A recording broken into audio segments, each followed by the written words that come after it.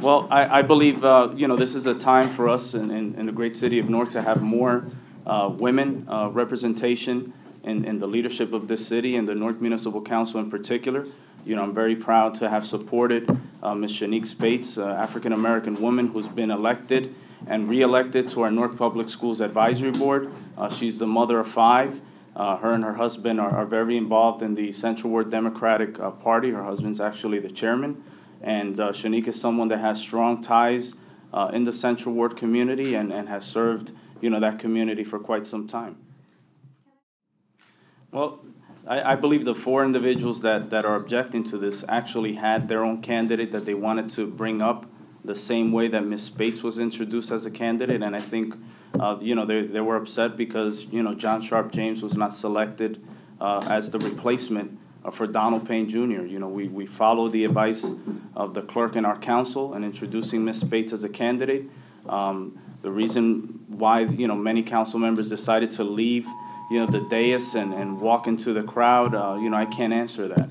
But I know we followed the advice of our clerk and council. When you talk your response to that? Based on the response we received from the clerk and the Corporation Council, the mayor does have the right in this situation to come in and cast a tie-breaking vote on behalf of a candidate who's filling vacancy.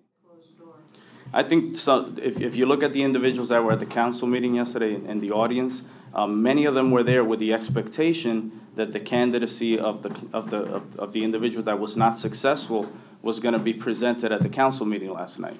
So there were meetings and discussions held in order to prepare to nominate someone at the first meeting where that nomination was possible, and that was last night. And there were John Sharp James was one candidate, and Shanique Speight was actually the candidate that was put on the floor and received the necessary number of votes. I support Shanique Speight because I believe the council needs more qualified women representation, and secondly, she's someone that's been elected at a local level and re-elected. I can't answer about what happened in the past, but I can tell you that in the case of a vacancy, the council does have, the authority to fill that vacancy.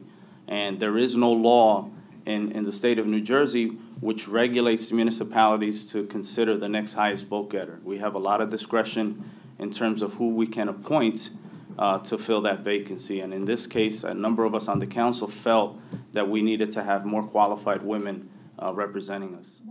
Let me just say that Ms. Speight had set up a meeting and met with me and expressed her interest in filling that vacancy. I was one of 4 on the council to support her. I can't answer or attest to the fact whether or not she reached out to the other council members, but once I interviewed and met with her and I had worked with her in the past, I was very confident that she was a good candidate.